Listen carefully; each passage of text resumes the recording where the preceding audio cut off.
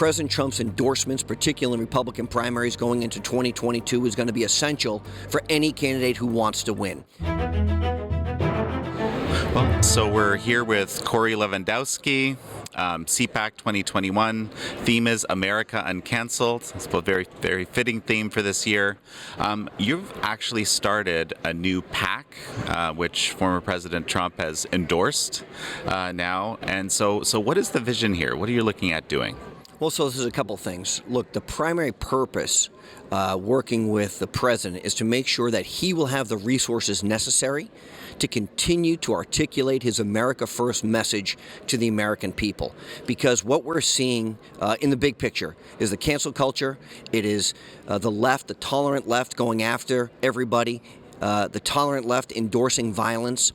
And what we saw under the Trump 4 years was a place where you could be proud to call yourself an American again. We didn't have to apologize to be a resident of the greatest country in the world. And I think what we'll see over the next 4 years, particularly under Joe Biden, is going to be an embracing of a globalistic agenda, which is once again attacking America for its greatness.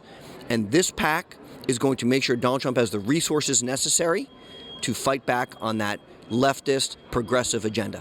Well, and so this is very interesting because we don't really know what the president is going to be doing in the future, right? But his message or the whole idea, America First, is something much bigger than Trump himself, right? It is. And look, I think there's a couple things that we know for sure.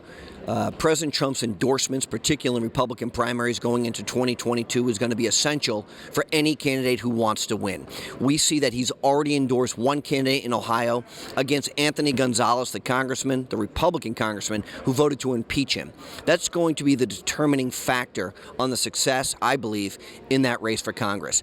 And the goal of the president, myself, including Mitch McConnell and Kevin McCarthy, is to ensure that Chuck Schumer and Nancy Pelosi are not the leaders in Washington, D.C. anymore. Now, we may have a different way to get there. Our objectives are the same.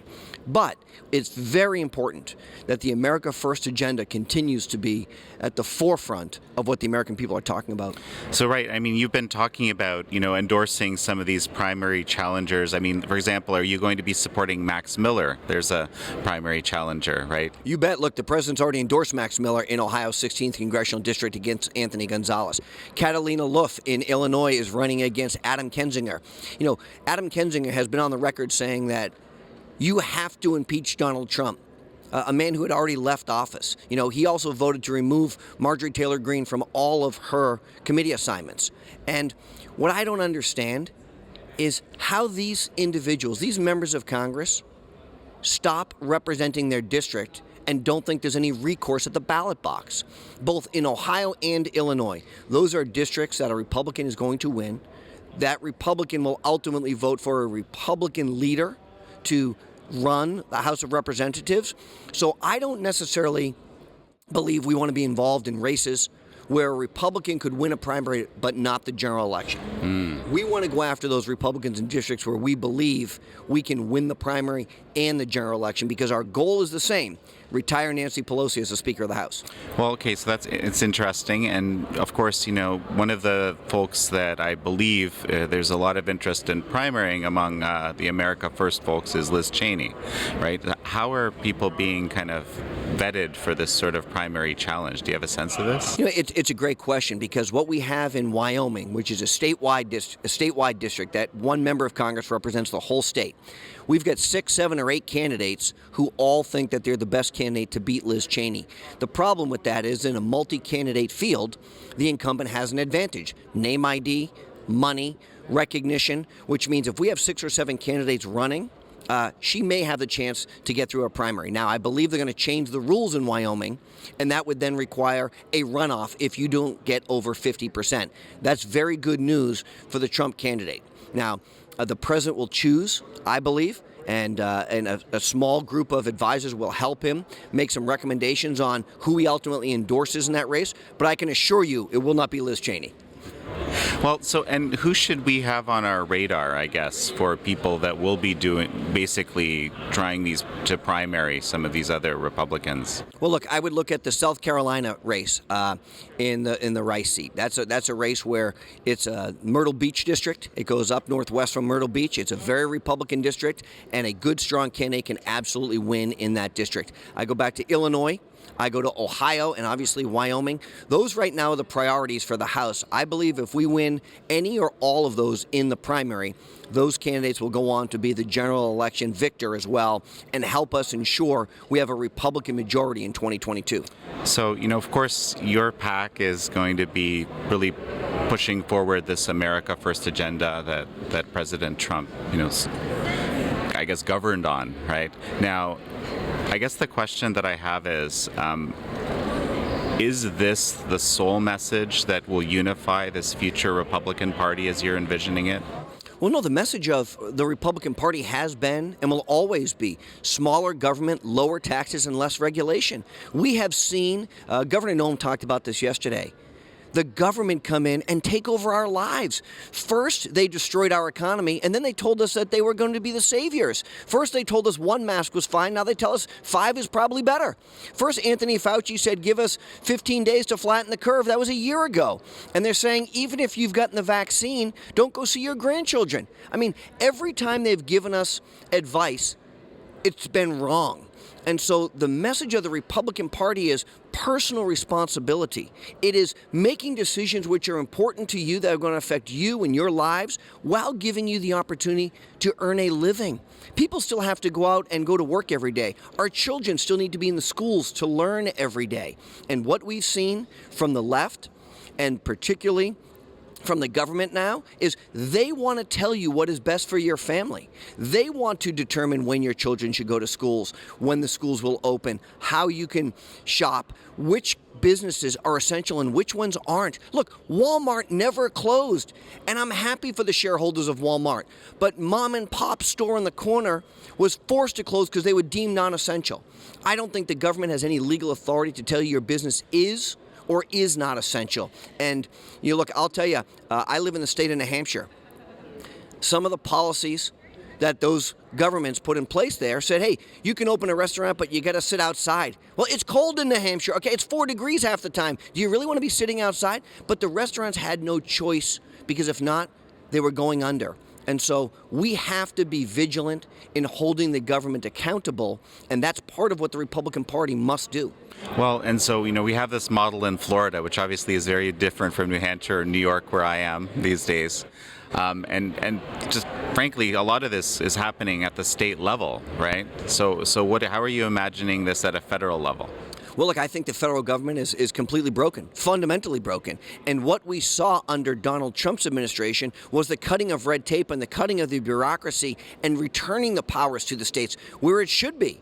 And at the end of the day, most of the members of the mainstream media praised Governor Cuomo for his response to the COVID-19 pandemic after he got his Emmy, after he wrote his book on it, and now he's got multiple allegations against him that most of the media doesn't even want to cover.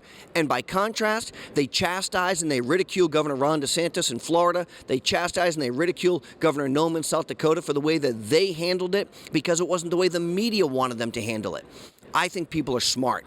What you're seeing is a mass exodus from states like New Jersey and New York to places where you can continue to have a business, you can continue to have a life, you can continue to earn a living, and the weather is much better. And so what you see is people voting with their pocketbooks and people voting and living in places where their economic freedoms are available to them. That's going to be very detrimental long-term to New York. And the question is, can New York City ever recover from the draconian policies of Governor Cuomo? And I'm not sure it can.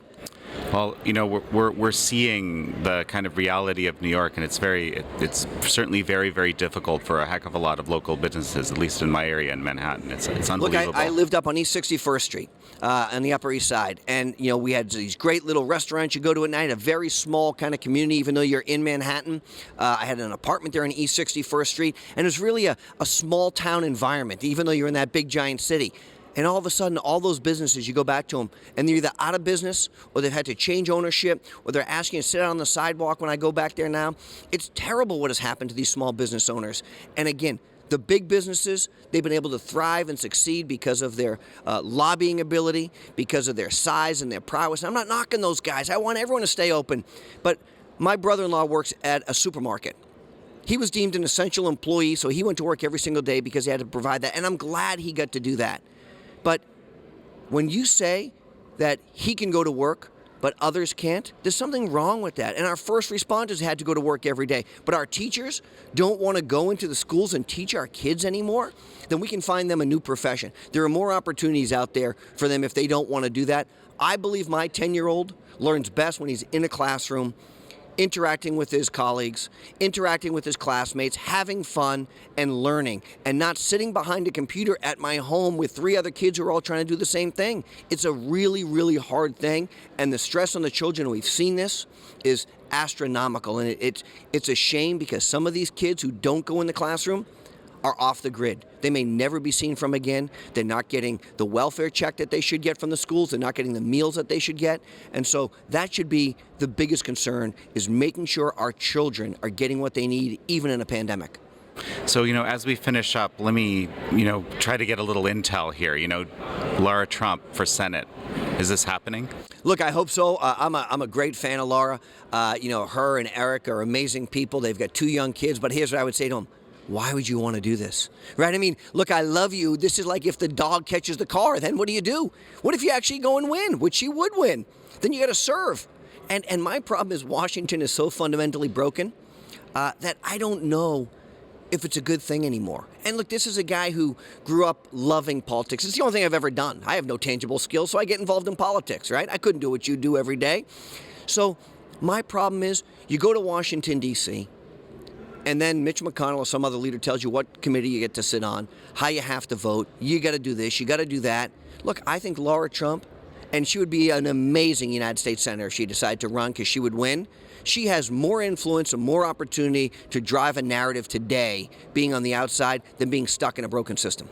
Well, so, okay, you're saying this, but your PAC is focusing on primarying and, basically winning a whole bunch of seats in 2022, as far as I can tell, right? True. Yeah. True, but listen, Yeah. Laura Trump's megaphone is massive, right? And she has such convictions to what she believes in. And look, I know a number of the U.S. senators. You ask them, how much of your job do you love? They say, I love 20%. The other 80% are things I have to do, and I can only work so much time on my specific issue, whether it's human trafficking or whatever the issue is that they want to prevent from moving forward. It's really hard when you're inside that system. Now, there are great people who should run for office, right, and will run for office, and those are the people we're going to support. But as I've looked at this, and the president wanted me to run for office in New Hampshire, I said, boy, what if I actually won? And I would have won is the problem. I said, I would have to go to Washington, D.C. and work with some of these lunatics. And as much as I would want to do it to help the people, I think being a governor is a much better chief executive role than being one of 100 U.S. senators or one of 435 members of Congress, because every decision you make as a governor has a direct impact on the people's lives in that state almost immediately. And we've seen that with the different ways that the governors have responded to this pandemic. Also, the president is going to speak, or former president is going to speak today. And what are you expecting? When's the last time you spoke with him? What are you expecting here? Well, I was with the president on Thursday. I spent a few hours with him. We talked. We went through some of the bullet points on his speech. He's going to reaffirm that he does not want to have a third party, that he is going to be part of and the head of the Republican Party. He's going to reaffirm that today. He's going to talk about what he believes Biden is going to do to this country over the next 4 years. We've already seen a military strike in Syria in the first 30 days of this administration. We've seen getting away from an America First agenda to embrace China, to allow, once again, our companies to be subjected to the will of other countries, right? If we learned anything in the pandemic, we learned that we must have production of the important assets here in this country and not be reliant on China and other places. That's what Donald Trump did. That's what Joe Biden is going to go back away from. He's going to say, if you want to take your companies and ship it back overseas for cheap labor, that's exactly what Obama did, and that's the philosophy that Joe Biden subscribes to. That is detrimental both to American jobs and American security. Well, okay, so before we finish up, to be fair, he has talked about that he wants to, study these supply chains, for example, for their China connections. What do you think will come of that? Joe Biden studying a supply chain. He's been in office for 50 years. What do you have to study? Either you know or you don't know what has happened. What we know unequivocally was we were subjected to getting masks from China because we didn't have a production facility here. Think about it, 330 million people, and our country couldn't get us the ventilators and masks because we stopped producing them here and we had to rely on China. What did we see? We saw that governors started trying to buy direct from China. They're getting ripped off. The KN95s, which Fauci told us are the only ones that were any good, were all forgeries. They were fakes. We saw the videos of it all the time. We have to be accountable and responsible for our own people right here. It's a national security issue when we can't provide our own people the tools they need to fight a pandemic. Well, Corey Lewandowski, it's such a pleasure to speak with you. Thank you so much for having me.